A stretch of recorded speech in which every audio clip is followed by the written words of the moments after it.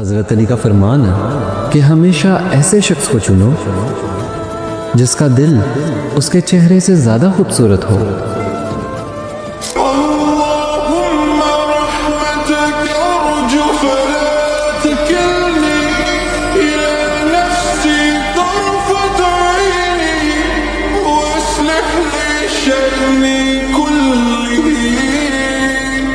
اس سال 6 جون کو عرفہ کا دن ہے۔ یہ وہ دن ہے جس دن اللہ تعالیٰ اپنے بندوں سے سب سے زیادہ راضی ہوتا ہے، اللہ تعالیٰ اپنے بندوں سے سب سے زیادہ خوش ہوتا ہے، کیونکہ اس دن ہر مسلمان اللہ تعالیٰ کی رضا کے لیے، اللہ تعالیٰ کی خوشی کے لیے روزہ رکھتا ہے۔ ہمارے پیارے نبی رسول اللہ صلی اللہ علیہ وسلم نے فرمایا، جو شخص عرفہ کے دن روزہ رکھتا ہے اللہ تعالیٰ اس کے پچھلے سال کے گناہوں کو اور اگلے سال کے گناہوں کو معاف کر دیتا ہے۔ یعنی یہ دن اتنا افضل ہے کہ اللہ تعالیٰ اپنے بندوں سے راضی ہوتا ہے، ان کے گناہوں کو معاف کرتا ہے، ان کی خطاؤں کو معاف کرتا ہے۔ تو اس دن روزہ صرف اپنی بھوک سے نہیں رکھیں، اپنے پیاس سے نہیں رکھیں، بلکہ اپنے دل سے بھی رکھیں، اپنے دل کو صاف کریں۔ جن لوگوں نے آپ کے ساتھ زیادتی کی، جن لوگوں نے آپ کا دل دکھایا، ان کو معاف کر دی، اور جن لوگوں کے ساتھ آپ نے زیادتی کی ان سے معافی مانگے، کیونکہ بہترین عبادت وہ ہے جس میں انسان اللہ تعالیٰ کی خوشی کے لیے، اللہ تعالیٰ کی رضا کے لیے اپنے دل کو صاف رکھتا ہے، اللہ کی بنائی ہوئی مخلوق کو راضی کرتا ہے، اللہ کو راضی کرتا ہے۔ اسلام میں ہر مرد کو 4 شادیوں کی اجازت ہے۔ ایک مرد کے لیے اسلام میں 4 شادیاں حلال ہیں، لیکن کسی عورت کے ساتھ اس کے برابر کے مقام پر کسی کو شریک ٹھہرانا، کسی کے ساتھ اس کی محبت کو بانٹنا، کیا یہ عورت کے ساتھ زیادتی نہیں ہے؟ ایک دفعہ حضرت علی نے بھی دوسری شادی کا ارادہ کیا۔ جب حضرت فاطمہ کو یہ پتہ چلا تو انہوں نے حضرت علی سے پوچھا کہ علی، کیا یہ بات سچ ہے؟ آپ دوسری شادی کرنے کا ارادہ رکھتے ہیں؟ تو حضرت علی نے فرمایا کہ جو تم نے سنا وہ سچ ہے۔ حضرت فاطمہ کو یہ جواب سن کر اتنا دکھ پہنچا کہ وہ آپ صلی اللہ علیہ وسلم کے پاس چلی گئی اور ان کو جا کے کہا کہ لوگ کہتے ہیں آپ اپنی بیٹیوں کے لیے غصہ نہیں کرتے، لیکن دیکھیں نا، علی دوسری شادی کرنا چاہتے ہیں، وہ کسی اور سے بھی شادی کرنے کا ارادہ رکھتے ہیں۔ آپ صلی اللہ علیہ وسلم نے جب حضرت فاطمہ کی یہ بات سنی نا تو وہ مسجد چلے گئے۔ حضرت علی کہتے ہیں کہ نماز کا وقت تھا، میں بھی مسجد پہنچ گیا۔ جب آپ صلی اللہ علیہ وسلم نے حضرت علی کو مسجد میں دیکھا تو لوگ بیٹھے ہوئے تھے۔ آپ صلی اللہ علیہ وسلم نے اس بڑی محفل کے اندر فرمایا کہ لوگوں، یہ بات جان لو کہ فاطمہ میرا حصہ ہے، جس نے فاطمہ کو تکلیف دی اس نے مجھے تکلیف دی، جس نے فاطمہ کا دل دکھایا سمجھو اس نے میرا دل دکھایا۔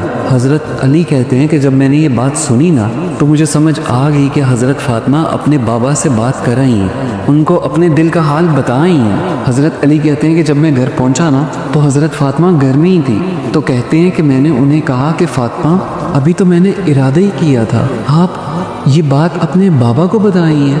حضرت علی یہ بات کر ہی رہے تھے کہ پیچھے سے آپ صلی اللہ علیہ وسلم آ گئے اور کہا کہ علی، ہر کسی کو اجازت ہے 4 شادیوں کی، لیکن جب تک میری بیٹی فاطمہ زندہ ہے نا تجھے اجازت نہیں ہے، جب تک میری بیٹی زندہ ہے نا تب تک تجھے اجازت نہیں ہے شادی کی۔ پھر حضرت علی نے اپنا دوسری شادی کا ارادہ ترک کیا، اور جب تک حضرت فاطمہ زندہ رہیں تب تک حضرت علی نے دوسری شادی نہیں کی۔ تو یہ بات بتانے کا مقصد یہ ہے کہ چاہے کوئی چیز آپ کے لیے اسلام میں حلال ہی کیوں نہ ہو، وہ عمل تب تک نہ کریں جب تک اس عمل سے کسی کو دکھ پہنچ رہا ہو، کسی کو تکلیف ہو رہی ہو، کسی کے دل آزاری ہو رہی ہو، کیونکہ اسلام میں شرک کے بعد سب سے بڑا گناہ کسی انسان کو دکھ پہنچانا، کسی کے دل آزاری کرنا، کسی کو تکلیف دینا۔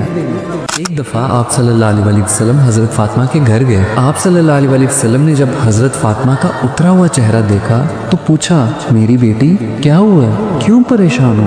تو حضرت فاطمہ نے بتایا کہ بابا، میرے اور حضرت علی کے درمیان میں جھگڑا ہوا ہے۔ جب آپ صلی اللہ علیہ وسلم نے حضرت فاطمہ کی یہ بات سنی تو وہ حضرت علی کو تلاش کرتے کرتے مسجد میں پہنچ گئے اور دیکھا کہ حضرت علی زمین پر لیٹے ہوئے ہیں۔ تو آپ صلی اللہ علیہ وسلم نے حضرت علی کو ایسے دیکھ کر نا بڑے پیار سے پکارا، ابو تراب اٹھ جاؤ۔ حضرت علی کہتے ہیں کہ جب میں نے یہ لفظ آپ صلی اللہ علیہ وسلم کے سنے تو میں خوشی سے اٹھا کہ آپ صلی اللہ علیہ وسلم نے مجھے ابو تراب کہا ہے۔ ابو تراب کا مطلب زمین پر سونے والا، کھلے کپڑے پہننے والا۔ حضرت علی کہتے ہیں کہ یہ لقب ملنے پر مجھے اتنی خوشی ہوئی کہ اگر مجھے یہ سارا جہاں بھی مل جاتا پھر بھی وہ مجھے اتنا خوش نہ کرتا جتنا مجھے آپ صلی اللہ علیہ وسلم کے دیے گئے اس لقب کی خوشی تھی۔ حضرت علی کہتے ہیں کہ جب میں اٹھا نا تو آپ صلی اللہ علیہ وسلم کو میں نے بتایا کہ آپ صلی اللہ علیہ وسلم میری غلطی تھی، مجھے نہیں کرنا چاہیے تھا، میرے سے غلطی ہو گئی۔ تو آپ صلی اللہ علیہ وسلم نے یہ سن کر کہا کہ علی، میں آج بھی تجھ سے اتنی محبت کرتا ہوں جتنی میں تجھ سے پہلے کیا کرتا تھا۔ اور حضرت علی کا ہاتھ پکڑا اور ان کو گھر لے گئے۔ آپ صلی اللہ علیہ وسلم نے ایک ہاتھ سے حضرت علی کا ہاتھ پکڑا، دوسرے ہاتھ سے حضرت فاطمہ کا ہاتھ پکڑا اور دونوں کو ملایا اور کہا کہ بولو کہ تم راضی ہو۔ تو حضرت فاطمہ نے کہا کہ میں راضی ہوں۔ حضرت علی نے کہا کہ میں راضی ہوں۔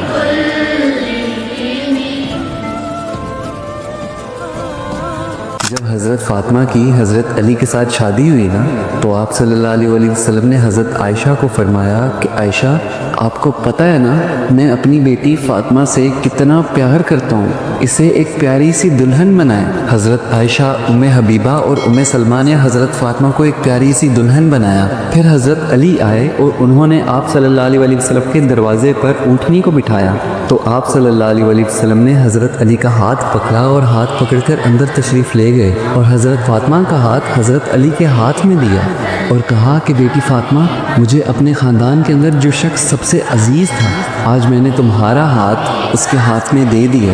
اور حضرت علی کو فرمایا کہ علی، تمہیں میری بیٹی فاطمہ مبارک ہو، تمہیں نبی کی بیٹی مبارک ہو۔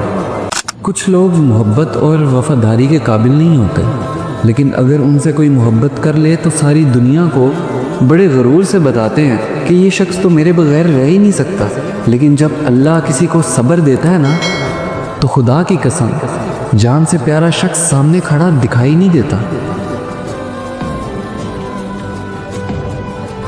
خوش قسمت ہے وہ انسان جسے اس بات کی سمجھ آ جائے کہ میرا اللہ میرے ہر دکھ کو، میری ہر پریشانی کو جانتا ہے۔ اس کو پتہ ہے کہ میں کس تکلیف سے گزر رہا ہوں، اس کو اندازہ ہے، وہ میرے دل کے حال کو جانتا ہے۔ اللہ کی ذات تو اتنی رحیم ہے کہ جب اس کا کوئی بندہ اس کے پاس اپنی تکلیف لے کے آتا ہے، اپنی تکلیف بتانے کے لیے آتا ہے، اس بندے کے کچھ کہنے سے پہلے ہی اللہ اس بندے کی تکلیف کو جانتا ہے، لیکن پھر بھی اس کی بات سنتا ہے۔ اس کے دکھ کو، اس کے درد کو جاننے کے باوجود اس کی بات سنتا ہے، کیونکہ وہ اپنے بندے سے پیار ہی اتنا کرتا ہے۔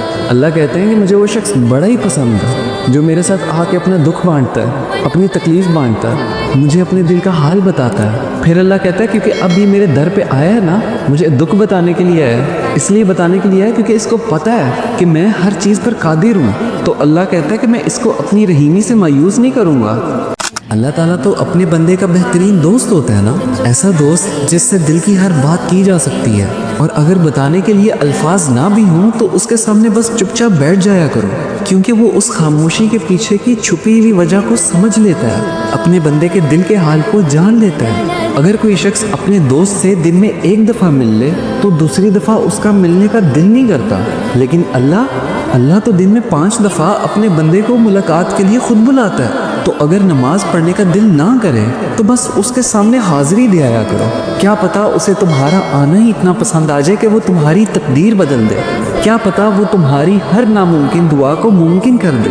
وہ ایک شعر ہے نا کہ اللہ تو بڑا بے نیاز ہے، اتنا بے نیاز کہ صبح کے تخت نشین شام کے مجرم ٹھہرے، ہم نے پل بھر میں نصیبوں کو بدلتے دیکھا ہے۔ یعنی اللہ اتنا بے نیاز ہے کہ وہ چاہے تو پل بھر میں کسی فقیر کو بادشاہ بنا دے، اور چاہے تو بادشاہ کو ایک پل میں فقیر بنا دے۔ تو اللہ تعالیٰ سے اپنے لیے ہر وقت دعائیں مانگا کرو، کیونکہ وہ تو انسان کا بہترین دوست ہے۔